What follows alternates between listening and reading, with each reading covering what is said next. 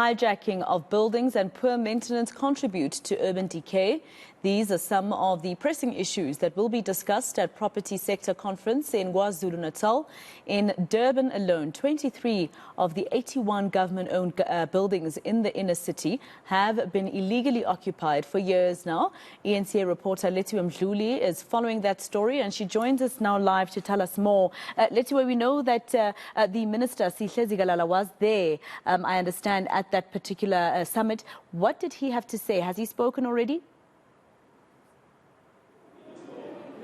Of course, Maseko, I have spoken to him about the issues of hijacked buildings here in Durban and in KwaZulu-Natal as a whole.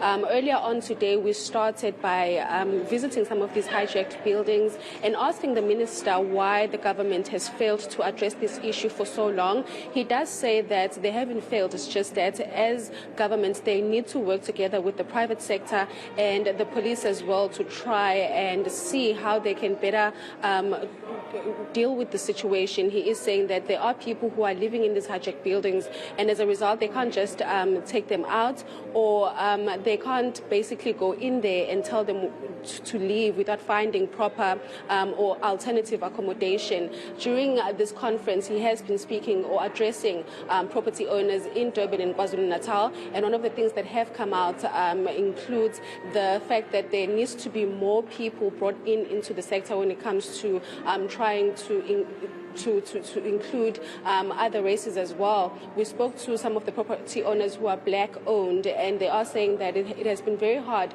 to get into the industry, and when they do try to visit the departments that are available to them, unfortunately they don't get the kind of help that they need. And we also asked them if they have any opinions on the hijacked buildings across the city in Durban specifically, and they are saying that it's very hard to try to work with government in terms of trying to lease out these buildings, because what they do find is that these buildings are not up to par, and government has failed to refurbish them over the years. So these are some of the challenges that have been discussed during this conference, and I did speak to Nokulunga Mkhunu, who's part of an emerging property owner, and this is what she had to say about access into the sector.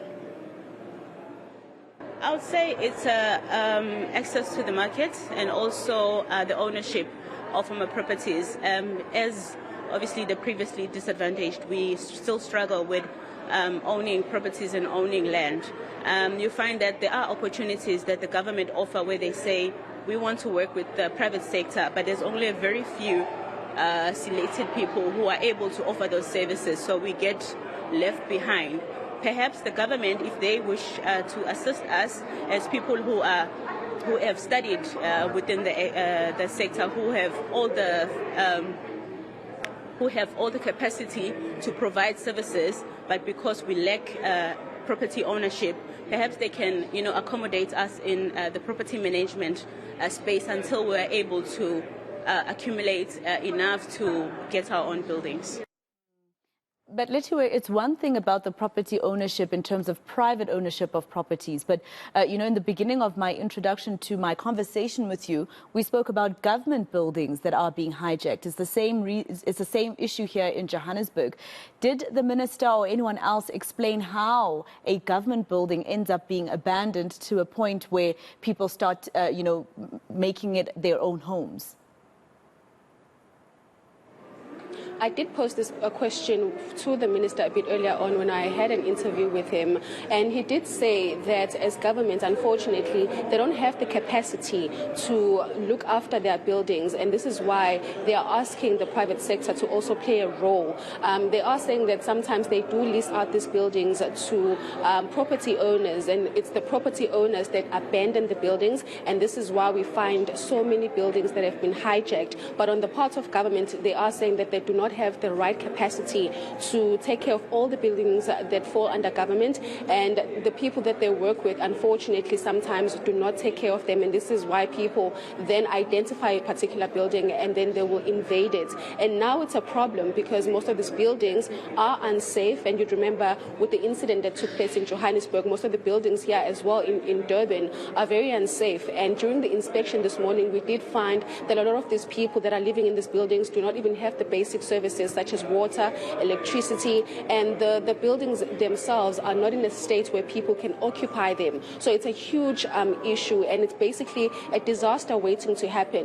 To address the issue, the minister is saying that they have a program that they have come up with where they're going to be working with the police as well in trying to implement this program and trying to get these people out. But the one issue that they are also facing is that when they do try to get these people out of these buildings, they need to find alternative accommodation, which is a huge issue within the sector. But they are saying that they're going to be working together with all property owners in the country to find alternative accommodation for these people. So it's an issue that is ongoing, and it seems as if government is really taking a slow pace in trying to address it. But they are saying that there are programs that they are coming up with to try and address it. All right, Lethiwe Mdluli live for us in Durban. It also creates the issue and goes back to the debate around the promises made by this very government about making sure that everybody has shelter and housing. That hasn't happened, and that's why you're finding many desperate people decide to live in very unsafe buildings.